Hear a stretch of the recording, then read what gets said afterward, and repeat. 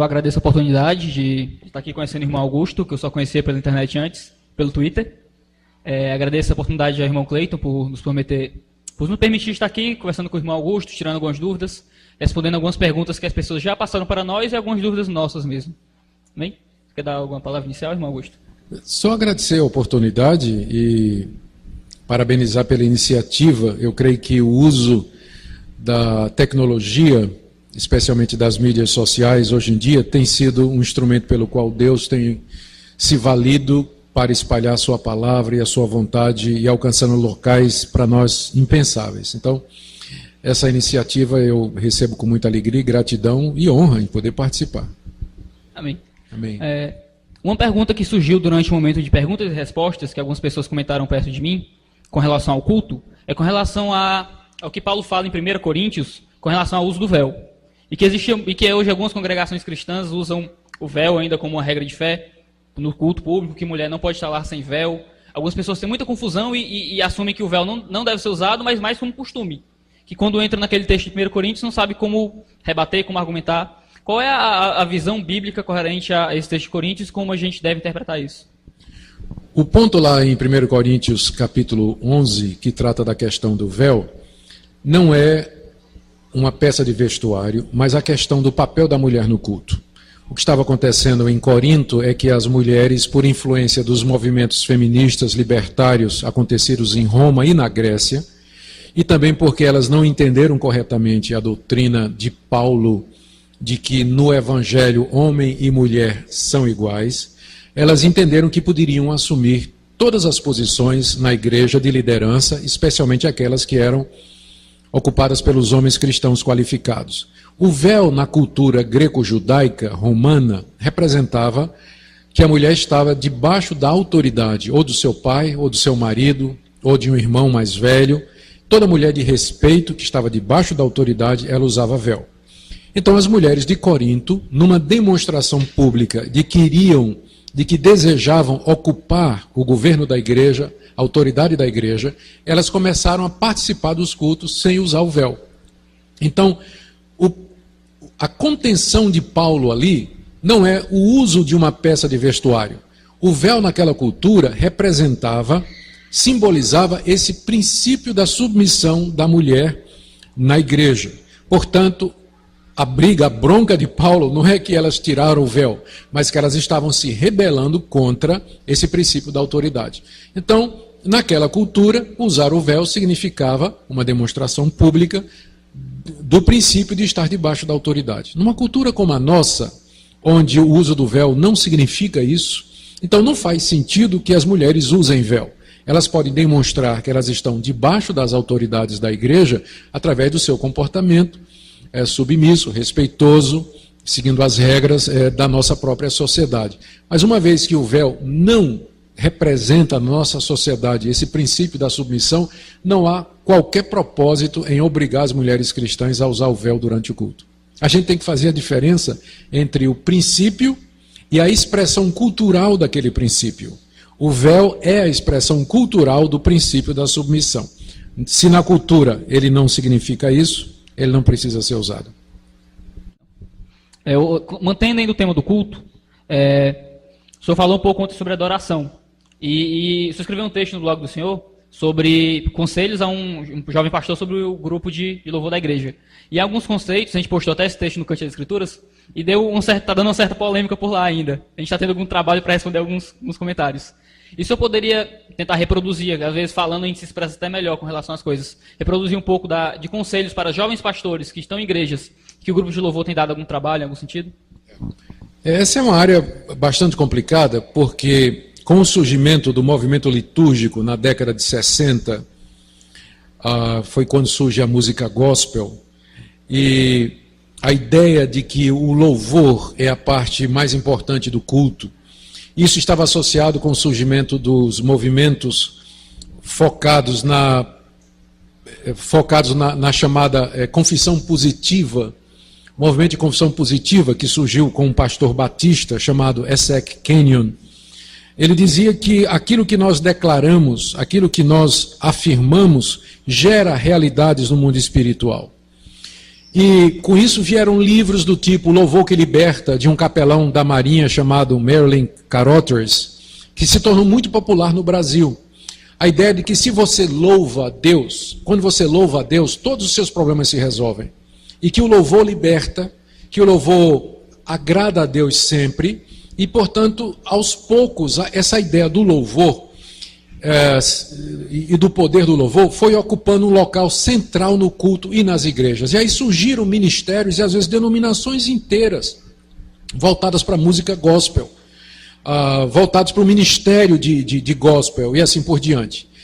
Nas igrejas tradicionais, que não seguiram totalmente isso aí, todavia houve a infiltração da ideia do chamado grupo de louvor, que seria exatamente um grupo especial que estaria trazendo o louvor a Deus como uma espécie de culto dentro do culto. E às vezes ficava até estranho, né? Eu já estive em muitas igrejas em que você tem um culto normal, as pessoas cantam hinos e de repente agora vamos ter um louvor. Ué, e o hino que foi cantado não era louvor? Então lá vem o grupo de louvor, como se a igreja não tivesse louvado e como se aquilo fosse o único momento em que a igreja louvasse a Deus. Então, de repente, esses grupos de louvores, eles adquiriram uma importância que não está correta, é superdimensionada. E aí, esse pessoal envolvido no grupo de louvor passou a se considerar uma categoria especial, até se chamando de levita, né? Achando que era levita, que era um grupo especial. Em alguns casos, esses grupos entram no culto na hora da apresentação, fazem a parte do louvor e saem da igreja e ficam do lado de fora. Eles nem participam do culto, né? São como uma espécie de estrela ou coisa dessa natureza. Então, eu acredito que isso é um erro teológico, é um erro cultico, é o resultado desse movimento gospel, da confissão positiva. O dirigente de louvor, ele assumiu mais espaço do que deveria ter.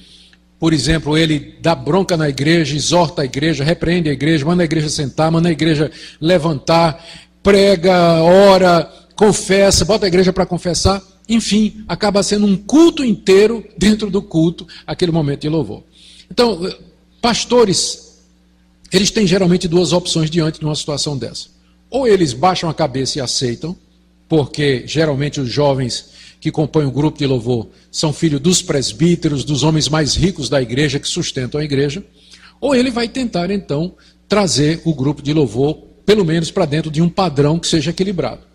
Então, diminuir a participação, dizer para eles que eles não são levitas, dizer para eles que a participação deles é importante, mas o culto pode existir sem eles, dizer que não é show, eles não estão ali para fazer uma apresentação, eles estão ali para ajudar o povo de Deus a cantar. Ele tem que filtrar as músicas, esse é uma cruz para o pastor. Ele tem que olhar a letra das músicas que estão cantadas, e não é todo grupo de louvor que vai deixar o pastor censurar o que eles estão querendo cantar. Então, é uma dificuldade. Então, o conselho que eu dou para o pastor é que ele vá devagar, ele vá com calma, ele seja bíblico, se reúne com o pessoal, explica para o pessoal, faz exposição bíblica com eles, estuda a Escritura, procura levá-los a entender o que é o culto, que o culto é voltado para Deus, que não é show, que não é apresentação, que a letra tem que ser bíblica, e talvez com um trabalho perseverante de discipulado, andar com um grupo de louvor, participar com eles, até dos ensaios. Então, de repente, o pastor pode ganhar o grupo e, de fato, fazer com que o grupo seja uma bênção para a igreja, em vez de ser um momento de consternação. Amém. Saindo um pouco do tema culto, que é o tema geral do congresso aqui, mas entrando mais para temas bíblicos gerais, outra questão que foi levantada, que os irmãos não conseguiram perguntar, ali muita gente queria perguntar, mas tanta gente querendo perguntar, a igreja lotada, não dá a gente passar a tarde toda aqui fazendo pergunta para o senhor. Isso não é aguentar, isso tudo. Eu só responder uma pergunta sobre a doutrina da soberania de Deus com relação à salvação. O senhor também respondeu outra pergunta em que o senhor falou sobre os avanços da ciência e da apologética baseado na reforma protestante. Então, fazendo uma pequena mescla nessas duas perguntas. Considerando que Deus é soberano sobre a salvação e que não cabe ao cristão convencer apenas intelectualmente o ímpio, mas é que Deus quem trabalha no coração através da pregação do Evangelho. E considerando também que, no fim das contas, a nossa regra de fé é a Escritura, e não aquilo que a Bíblia diz, ou que a ciência diz. E que a ciência é falha, pode errar, mas a Escritura não. Considerando esses dois parâmetros, qual é a importância da apologética na vida do cristão? Já que é a palavra de Deus que é o fim, que é o fim na pregação, e a palavra de Deus que é o fim da nossa crença diária.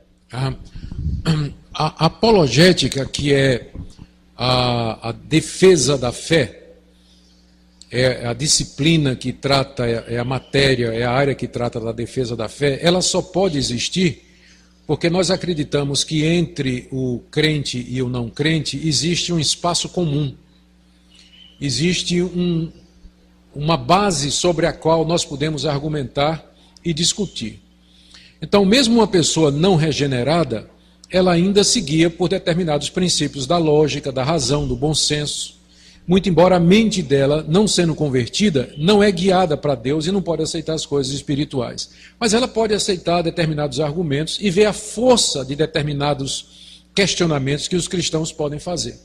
Eu estava vendo há pouco tempo um debate entre o Lenny Craig e um ateu famoso nos Estados Unidos, me foge o nome dele agora, que o ateu, com toda aquela arrogância dele, né, foi um debate que foi televisionado, com toda a arrogância dele, dizendo: a ciência já explicou todas as coisas, eu não sei porque tem homens como você que temem acreditar em Deus.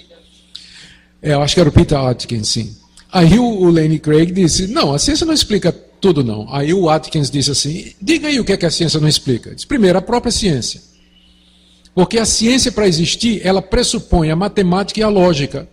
Então, ela não pode explicar uma coisa que a pressupõe. A ciência não explica as virtudes, a ciência não explica a finalidade do homem, a ciência não explica... Aí disse uma relação de 5 coisas, e o Atkins, dava para ver no rosto dele, né? Que ele estava vendo aquilo ali, e ele ficou sem palavras no final. Quer dizer, mesmo um ateu, ele funciona com base em determinados princípios que são comuns ao cristão. Então, há uma base comum em que a gente pode argumentar. Agora, o fato de que a gente argumenta com um descrente, dando argumentos lógicos, racionais para a existência de Deus, para a existência de propósito no universo, a razão de ser das coisas, explicações por que a humanidade é assim, embora isso faça até sentido, se não houver uma ação de Deus no coração do descrente para que aceite aquilo ali, ainda que ele veja a força daquela argumentação, ele vai contra-argumentar. Ele não vai se sujeitar àquilo ali, a não ser que Deus de fato mude o seu coração. Então, há lugar para apologética, desde que a apologética se mantenha humilde. Ela é apenas um instrumento de Deus para o convencimento das pessoas, porque em última análise é Deus que vai fazer isso. Então eu creio na apologética, acho importante, acho que nós estamos muito atrás, precisamos correr para ganhar um tempo perdido aí, e hoje eu acho que é uma das disciplinas mais necessárias na vida da igreja. Reverendo, a respeito das escolas teológicas, seminários, eu sou de uma denominação que viu o ministério, a integridade teológica dos ministros serem literalmente pulverizadas pelas escolas teológicas. A história dos batistas no Brasil passa por isso daí. Os grandes seminários foram invadidos pelo liberalismo teológico, estão fechando as portas, inclusive, mas antes de fechar as portas, eles deram a nossa... a maioria, né, da nossa denominação, uma herança letal, que foram os ministros influenciados pela teologia liberal, que levaram para dentro das igrejas, né, um cristianismo completamente redefinido e que minou a igreja, Então, hoje, como que o senhor vê essa questão, por exemplo, nós precisamos continuar formando obreiros, precisamos dar uma formação teológica para os ministros do Evangelho. Nós temos dificuldade, e acho que muitas igrejas têm, porque na hora de separar uma pessoa para a preparação para o ministério, a gente diz assim: para onde que a gente vai mandar? Eu conheço um caso de 2 amigos meus, amigos pessoais, amigos muito chegados de juventude, que foram para a escola teológica de renome nacional. E lá um perdeu completamente a fé e o outro assumiu um cristianismo totalmente estranho às Escrituras. Eu queria que o senhor desse uma palavra assim, qual o caminho que a gente podia encontrar para continuar formando obreiros, e onde e que critérios usar para escolher uma escola teológica. É mais ou menos assim. Isso. Pastor, o quadro não é muito bom. Nós temos aí exemplos de outros países do que aconteceu com denominações onde o liberalismo teológico entrou. Então eu vou falar da minha própria denominação, Igreja Presbiteriana. Na Igreja Presbiteriana dos Estados Unidos, liberalismo teológico entrou na década de 40, de 50, e a igreja começou, de fato, atingiu os seminários e começou a produzir pastores que não criam na autoridade das Escrituras, que negavam que Cristo era o único caminho, acreditava na salvação em todas as religiões, transformaram o evangelho simplesmente no evangelho social. E na última medida agora, eles passaram a ordenar pastores homossexuais, pastoras lésbicas e aceitar o casamento entre eles. Então, uma vez que o liberalismo entra numa denominação, é ladeira abaixo. Não há um exemplo histórico de uma denominação que se tornou liberal e que um dia voltou. Ela vai minguando. Essa igreja presbiteriana dos Estados Unidos, ela perde na faixa de 30 mil membros por ano. Ela vai perdendo 30 a 40 mil membros por ano. Ela já teve 6 milhões. Hoje em dia está reduzida a 2,5 e perdendo membro. Todos os anos as pessoas estão indo embora. Então, o que é que pessoas nessa igreja elas fizeram? Esse ano de 2011 vai ter uma reunião agora, em breve. Já teve, aliás, uma reunião nos Estados Unidos de umas 500 igrejas e pastores dessa denominação que vão rachar. Eles vão sair para começar uma outra denominação. Era o pessoal que estava lá e que não aceitava o liberalismo. Eles tentaram durante anos salvar a denominação. E viram finalmente que não tinha jeito. Então, eles vão sair agora em janeiro do ano que vem e vão formar uma nova denominação presbiteriana, porque não tem mais jeito. Então, a alternativa é, às vezes, começar tudo de novo. Agora, tem um outro exemplo. Esse é positivo. E foi com os batistas. Batistas do Sul, o senhor sabe muito bem, a denominação muito infiltrada pelo liberalismo, os grandes seminários tomados pelos liberais. Deus levantou um líder, o Dr. Albert Mohler, que tomou a direção da denominação e dos seminários e começou a fazer mudanças, mudando o professor. Está sendo feito devagar e com firmeza. E como resultado, há um retorno, houve um reganhar dos seminários dos batistas do Sul para uma posição mais conservadora.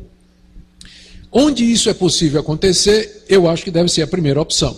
Se a gente puder salvar as denominações, as instituições teológicas da denominação do liberalismo teológico, eu acho que é isso que a gente deve tentar. Não sendo possível, a única solução é você começar de novo.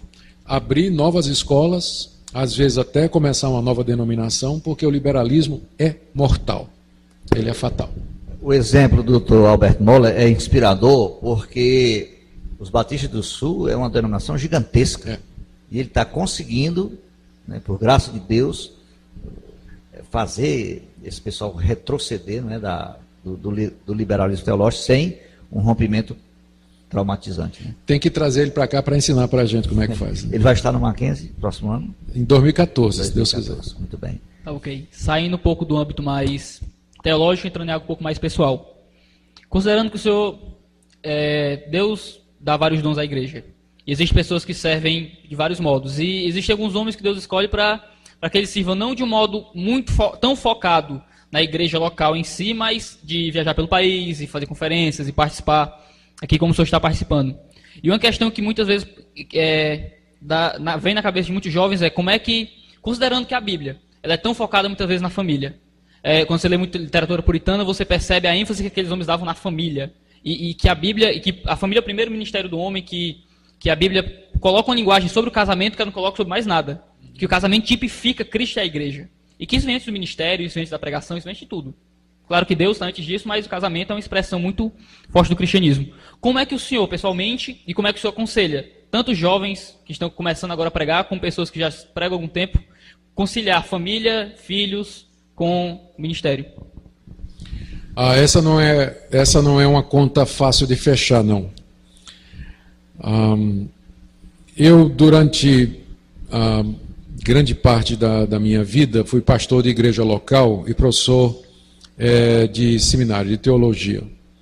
Então, sempre estava bem presente em casa com os filhos, quando eles eram menores.